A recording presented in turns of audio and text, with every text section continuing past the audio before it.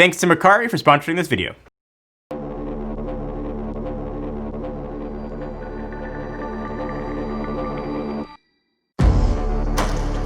This is the biggest change the iPhone has seen in years. It's got a new design, better specs, and 5G finally on board.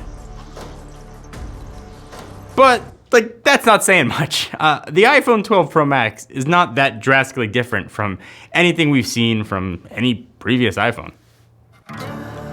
The 12 Pro Max is the phone that I chose to buy, and the one that's been in my pocket for the better part of the past month. And since launch, things have changed, software has been improved, and some early issues are no longer problems. But all of that sort of being said, let's find out if the iPhone 12 Pro Max lives up to its name. So aside from the size and the build, which we'll talk about, the biggest upgrade, and the reason I think a lot of people are considering the 12 Pro Max, is for the cameras. And if you look at this on paper, it might appear that the 12 Pro Max cameras are significantly better than the 12 Pro and the iPhone 12. When you hold these photos up side by side, you'll see the differences are not as drastic as you might have thought. Now, it's not to say there aren't differences, and there certainly are. You just might not notice them unless you start to really do some serious pixel peeping on the photos. There's subtle improvements, but those subtle improvements give Apple sort of more raw power to improve throughout the year. And as I look at these photos and compare them side by side, differences, while being very small and not overtly noticeable, there are situations and instances where you can see a difference. So the big story is the main shooter, the wide angle camera, and the sensor is much bigger here. And it offers a lot of improvements, obviously on the stability side, but the biggest I think is in depth of field. So obviously portrait mode's a huge deal, right? You get the blur in the background, whatever you've got in focus looks great, but having that bigger sensor allows kind of that to happen naturally and not artificially. So you end up with a blurred bokeh background in pictures even without portrait mode. It's a small thing and I don't notice it all that often, but when I really pay attention, it's nice to have. So low light, I think, is where you're going to see the biggest difference between the 12 Pro Max and really anything else in the 12 lineup. Bigger sensor is going to let more light in, that just makes sense. So what that's gonna mean is that night mode is not going to kick on as often as it will on the other phones in the 12. So end up getting generally better looking, less processed looking shots, whether you are in nighttime or the best instance is when it's sort of twilight, low-ish light. Those fringe moments where the 12 Pro or the 12 would have gone into night mode, but the 12 Pro Max doesn't have to. That's where you start to see the flexing that the extra sensor can do. So you add all of that on top of the already really good smart HDR3, and you've got a recipe for a really awesome camera. Each shot is going to look great. There's a nice job with highlights. The HDR does a really nice job sort of bringing things out in backgrounds. Color reproduction is stupid awesome. Just every shot is good, you can see. But that's the main shooter, that's the wide angle, and that's where the biggest improvements are. And I'm happy with what that can do, but that's not to say the other two cameras in the back have had similar improvements. The ultra wide is essentially untouched from last year, and it's a sensor that I find myself really not using all that often. But if you're happy with what it did on the 11 Pro Max, you're gonna be fine with it on the 12 Pro Max. Although I still think there should be improvements year over year. And then on the zoom, it's gone from 2 times optical zoom to 2.5. I mean, it is a nominal difference. And I'm somebody who really uses zoom quite a lot, and I was hoping for 3, 4, 5. If there was an area where sort of that extra premium you're paying for the Pro Max should have been on that zoom side. And there's rumors of periscope cameras and zoom getting crazy, stupid awesome over the next few years. But 2 to 2.5, well, it's nice, I can zoom in that extra 0.5. It's kind of a joke. I'm not gonna go into crazy detail on the video. Apple's always been awesome at video. This is their best version of it. It is absolutely amazing. The fact that it's got sort of Dolby Vision HDR built in, while not really able to be played back on many things, is awesome and plays to the power of what the device can do. The larger sensor with sensor shift, giving you stabilization, stupid good. Video just really looks great, no matter at the frame rate you're shooting, no matter if you're moving or staying still. Maybe you're not a creator, not in the video world, and that's fine. Just know that whatever video you take will look good. If those specs matter to you, that alone might be a really good reason to consider going to the 12 Pro Max.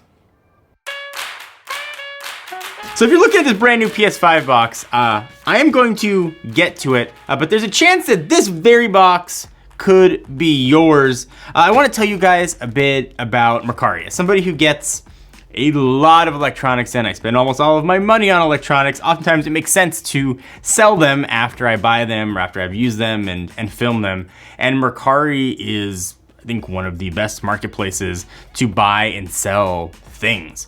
The first things that matter to me is that it's secure and safe, and they offer buyer protection to make sure whatever you buy is going to come as it's stated and as it should, so you don't have to worry about any sort of the scam stuff that goes along with it. So it's peace of mind. And also the deals can be really good. So looking at this here, PS5, if you wanted to pick up, let's say, Miles Morales, it's gonna be about 50 bucks on Amazon. There is a sale on Mercari for 40 bucks. That's a nice $10 savings there. Call of Duty, same thing. It's gonna cost you about 70 bucks from Amazon. Mercari had it for $52. And you can see you get the exact same things just for less. So Mercari sent me a mystery box of things they thought that I might like, and they were dead on. So pair of AirPods, JBL speaker, and this PS5, which is very hard to find. I have a PS5, I was lucky enough to get one at launch, and I don't need to hoard PS5s. So I wanna give you guys a chance to pick this exact PS5 up for the grand total $5. All right, so here's what you gotta do to get this PS5. So first, create a Mercari account, download the app, get ready to go. And then again, down below, there'll be a link to the PS5. So like that, so that way you can be aware of what's going on with it. I'm gonna list it in there for $2,000, a crazy price no one's gonna buy. And then, when it strikes me at a fun time, perhaps off hours, I'm gonna lower the $2,000 price to $5. And if you've done all those steps, you will get an alert when that price drops. And the first person who goes in and buys it for that $5 will get this here PS5, as well as my eternal thanks and gratitude and my gamer tag so we can play online together. So again, a big thank you to Mercari, one of the best places to buy and sell all of your stuff, especially as we get into the holiday season. If you wanna find that hard to find product, Mercari is the best way to go.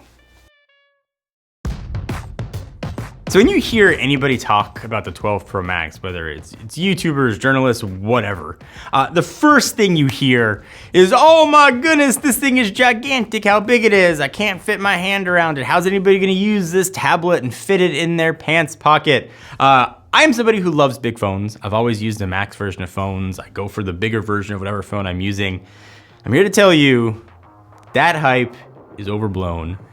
It is nominally bigger than the 11 Pro Max that came before. It's gone from 6.5 to 6.7, and these phones, when stacked on top of each other, you can hardly see a difference. Where that conception of largeness comes from is the new, like, iPhone 4, iPhone 5-esque design with the squared edges. The phone feels bigger in the hand, despite it not actually being that much bigger. So if you are fine with the size of really any of the recent Max phones, you will be fine with the size with the 12 Pro Max. I know that's sort of been a big reason why people haven't jumped to the Max size phones. I really like the square body. It feels different, it's still feeling familiar, and it feels really premium to me in the hand. I like the fact that it's got stainless steel on the side, despite being an absolute fingerprint magnet on those bands.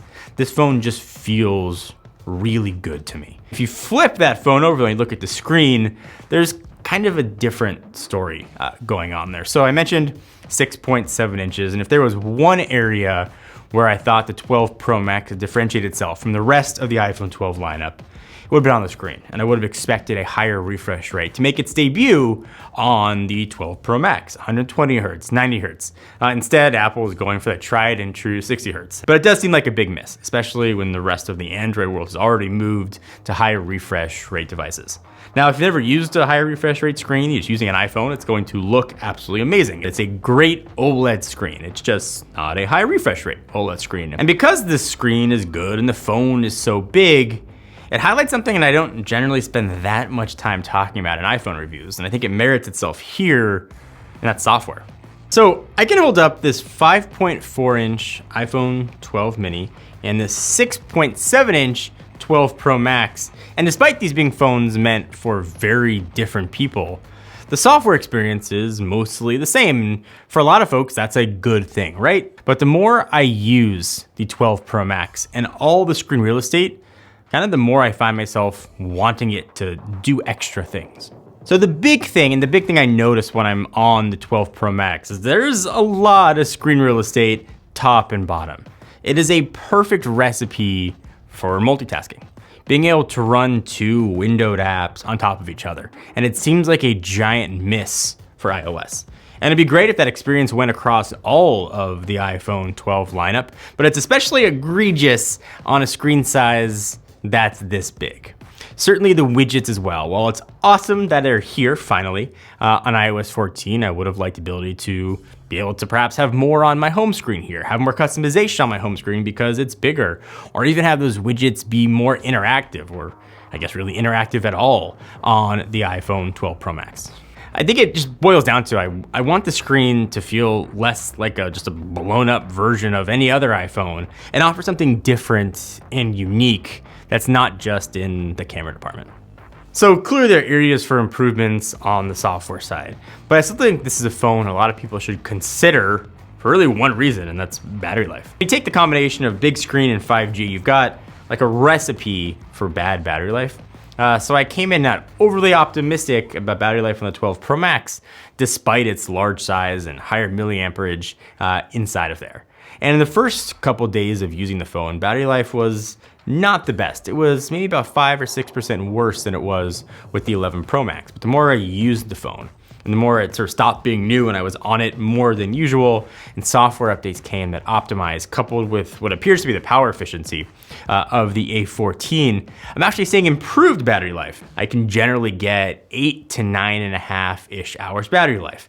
I mean, so certainly this isn't like the best battery life ever on a phone, but if you care about battery life and you want to use an iPhone and you want a newer iPhone, 12 Pro Max is definitely the way to go. So the answer of if the 12 Pro Max is worth it should probably not come as a surprise. It's generally the same answer I give every year. If you've had the previous version of that phone, so the 12 Pro Max, probably not worth the upgrade. There aren't any giant reasons aside from the new design to jump to the 12 Pro Max from the 11 Pro, but a lot of people maybe don't upgrade their phones year over year. If you're coming from a 10s Max, if you're coming from a 10s or a 10 or a 10R or anything else, it is a gigantic update here and a bigger update than probably we've seen in recent years. And at the price point and the size doesn't put you off, I recommend picking up the 12 Pro Max. In fact, I think this should be the phone that you get out of the entire 12 lineup. You're getting the best that Apple has to offer, and you're getting a phone that'll last you for pretty much however long you want to keep it in your pocket.